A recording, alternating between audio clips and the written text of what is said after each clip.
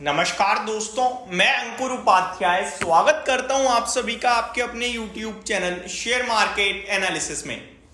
इस वीडियो में आप सभी के साथ टोटल 7 स्टॉक्स के बारे में बात करूंगा। इनमें से कुछ ग्रुप और सेक्टर्स भी हैं। सबसे पहले तो जियो फाइनेंस रिजल्ट्स प्रीवियस वीडियो में आपके साथ पूरी तरीके से डिस्कस कर ही दिए हैं। सेकेंडली इरेडा के बारे में बात करेंगे। जैसा कल हमारा अनुमान था एग्जैक्टली वैसा ही हुआ, बट इरेडा की मैं जब भी वीडियो बनाता हूँ लोग ट्रोल करते हैं। एक्चुअली में उन्होंने मेरी इरेडा की कुछ वीडियोस देखी हैं और पूरा पार्ट देखा ही नहीं है, तो ठीक है, आप लोगों का सपोर्ट और हेट दोनों ही है। थर्ड स्टॉक है जेके टायर। यहां आज हमारे टारगेट डन हो गए हैं जो 20 दिन पहले मैंने आपके साथ शेयर करे थे 430 पे 482 500 के, और ऊपर से नीचे भी आया शेयर। तो अब क्या करें यहां से आगे, उसके बारे में डिस्कशन करेंगे। फोर्थ है आईटी सेक्टर। आईटी स्टॉक्स में आपने एक बढ़िया तेजी देखी, लाइफ हाई लगते हुए देखा, लेकिन आईटी इंडेक्स आज लाल निशान में बंद हुआ है। तो ये जो करेक्शन है क्या ये और गहरा सकती है? प्रॉफिट बुकिंग आने लगी, क्या आप भी अच्छा खासा मुनाफा हो रहा है तो बुक कर लें, या फिर अभी तो शुरुआत है, इसको समझेंगे। नेक्स्ट है एंजल वन। दोस्तों इस कंपनी के भी रिजल्ट्स आए हैं जो इस वीडियो में मैं आपके साथ कवर करूंगा। नेक्स्ट सिक्स्थ स्टॉक है स्पाइस जेट। इस कंपनी के भी आज नंबर आए हैं। रिजल्ट से पहले स्टॉक 7% आज दिन के दौरान भागा भी था। I think stock at the end कहां गया मुझे पता नहीं है। And last but not the least Adani ji फिर से शॉपिंग पे निकल गए हैं, और इस बार एक बार फिर से सीमेंट कंपनी उनके रडार पे है जिसे वो खरीदने जा रहे हैं। तो शुरू करता हूं एक एक करके सारी चीजों को कवर करना। देखो जियो फाइनेंस के रिजल्ट्स में ऑलरेडी डिस्कस कर चुका हूं, तो ज्यादा टाइम नहीं खराब करेंगे उस पर। रिजल्ट्स में सिर्फ इतना समझ लीजिए कि नंबर अच्छे नहीं है, बट स्टॉक नहीं टूटेगा। स्टॉक गिरेगा भी तो ज्यादा से 2-2.5%, इससे ज्यादा करेक्शन मेरे को दिखती नहीं है। कंपनी की तरफ से कुछ कमेंट्री आई है जो मैं आपको बताना चाहूंगा। Company says commenced business of leasing air fibre devices in June 2024। शुरुआत हो गई है। आगे कंपनी ऑफर करेगी ईएमआई क्रेडिट कार्ड और डेबिट कार्ड पे, एंड कंपनी काफी सारे ब्रांड्स के साथ भी ये कॉलैब करेगी। कंपनी ने 31 इंश्योरेंस कंपनी के साथ टाई अप भी कर दिया है इंश्योरेंस ब्रोकिंग बिजनेस के लिए। आगे company to venture into solar panels and IT equipment under leasing business. Company to launch cross selling of product under payment bank business. तो कंपनी अभी ना एक पाथ बना रही है, मेरे हिसाब से एक पाथ बना रही है, और जैसे ही वो पाथ कंप्लीट होगा ना आपको एक बूम देखने को मिलेगा कंपनी के फाइनेंशियल्स में। तो इन्वेस्टर्स को रिवॉर्ड उन्हीं को मिल पाएगा जो ये सारी चीजें देख पाएंगे और अपने आप को रोक पाएंगे। लॉन्ग टर्म का खेल है इस स्टॉक में।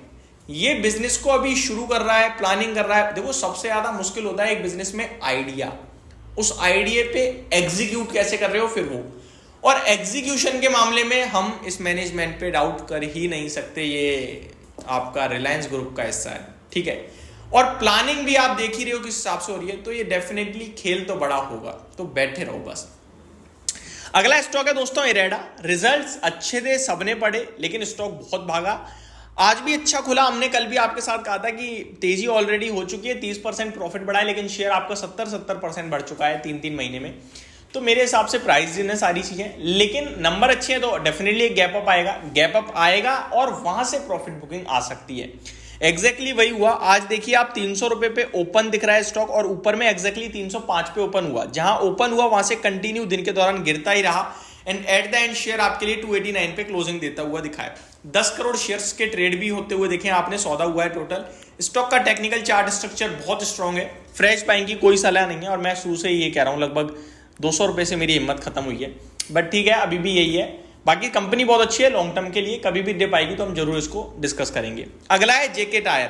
दोस्तों इसमें 430 रुपए पे 480 से 500 रुपए के लक्ष्य दिए थे, जो आज डन हो गए हैं। 511 का हाई लगाया है, ऊपर से करेक्शन भी आई है। मेरा मानना है करेक्शन थोड़ी बहुत और डिप दे सकती है, लेकिन ये टिकेगी नहीं, वापस स्टॉक 500 रुपए दिखाएगा। तो जिन्होंने मिस कर दी अपॉर्चुनिटी वो थोड़ा थोड़ा करके यहीं से करंट लेवल से लेकर 460 तक थोड़ा थोड़ा ऐड करते रहना, 500 रुपए आपको दोबारा मिल जाएगा। वन मोर थिंग, अब उतना कॉन्फिडेंस नहीं है जितना तब था, क्योंकि अब रिजल्ट सीजन शुरू हो गया दोस्तों। पता चले सीएट के या अपोलो के नंबर खराब आ गए ना, तो हमें पोजीशन से एग्जिट करना पड़ेगा, क्योंकि एक तरीके से ये प्ले करती हैं तीनों कंपनियां। तो रिजल्ट बहुत इंपॉर्टेंट रहेंगे। अगर रिजल्ट अच्छा है देन डेफिनेटली स्टॉक 500 भी जाएगा, 520 भी जाएगा, और अगर रिजल्ट्स में प्रॉब्लम आ गई तो फिर हम लॉस भी बुक करेंगे अगर हम अब खरीद रहे हैं तो। बाकी ऑलरेडी आपने नीचे से लिया है तो बैठे रहना, यही कहूंगा। अगला स्टॉक है दोस्तों आईटी सेक्टर। टेंशन फ्री रहो, शुरुआत है। अब वन साइडेड तो नहीं, लाइफ हाई लग गया इंडेक्स में, आज गिरावट आएगी, फिर भागेगा, फिर लाइफ हाई लगाएगा। इंडेक्स 39,000 के करीब है, ये आपके लिए 41,000 से पहले नहीं रुकेगी, ऐसा मेरा मानना है। एग्जैक्टली मैं इंडेक्स की बात करूँ तो 38,900 पे है, ये 40-41,000 जानी है। आप बैठे रहो स्टॉक्स में, इतना ही कहना चाहूँगा। रिजल्ट्स टीसीएस ने अच्छी दे दी है, एचसीएल टेक ने अच्छी दे दी है, इन्फोसिस, विप्रो और टेक महिंद्रा के भी देख लेंगे, और फिर आपके लिए मिड कैप आईटी कंपनीज के भी देख लेंगे। लेकिन मेरे हिसाब से बेचने का मतलब नहीं बनता है, हर गिरावट अपॉर्चुनिटी समझो, क्योंकि अब ना ग्लोबल मार्केट खुल रहा है। आगे एंजल वन के जस्ट अभी नंबर्स आए हैं, वो मैं आपके साथ डिस्कस कर दूं तो नंबर अच्छे दिख रहे हैं दोस्तों। 5 पैसा कैपिटल ने पहले अच्छे नंबर पेश करे और अभी एंजल वन के अच्छे लग रहे हैं। 221 करोड़ से मुनाफा बढ़कर 290 करोड़ का हो गया है। एंड रेवेन्यू देखा जाए तो 800 करोड़ से 1400 करोड़ हो गया है, तो रेवेन्यू तो डबल हो गया है। स्पाइस जेट दोस्तों, इसके भी नंबर्स में कमाल हो गया है, नंबर अच्छे दिख रहे हैं, बट मेरे हिसाब से ये नंबर अच्छे इसलिए दिख रहे हैं दोस्तों क्योंकि अदर इनकम एक बड़ा फैक्टर करते हुए दिखिए। अगर रिजल्ट्स की बात करूं मैं तो 17 करोड़ के मुनाफे के सामने 120 करोड़ का प्रॉफिट पेश करा है।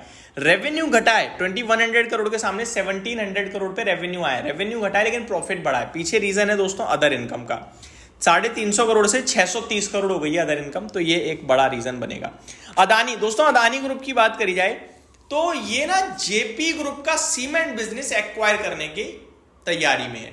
देखो, जो जेपी ग्रुप का सीमेंट बिजनेस है ना, वो बैंकक्रप्ट हो गया, दिवालिया हो गया था, आपको पता होगा बहुत पहले। एनसीएलटी में गया केस, बोली लग रही थी, और अभी कहीं ना कहीं ये खबर आ रही है, काफी सारे लोग खड़े हैं लाइन में, लेकिन अदानी ग्रुप ऐसा लग रहा है कि ये उठा लेंगे मामला। तो अदानी ग्रुप हो सकता है कि जेपी का जो ये सीमेंट बिजनेस है, जो कि 9 मिलियन टन पर एनम की कैपेसिटी रखता है, ये एक्वायर कर लेगा, इसके एसेट्स एक्वायर कर लेगा, ये खबर आ रही है। कितना इंपैक्ट होगा, देखो इंपैक्ट कितना होगा नहीं पता, लेकिन इन स्टॉक्स में बैठे रहना, बेचना मत, ये कभी भी फट सकते हैं, बूम देंगे। तो ये मेरी तरफ से अपडेट थी सारे स्टॉक्स पे, होप आपको सारी चीजें समझ में आई होंगी। Thank you so much for watching this video, have a great day guys.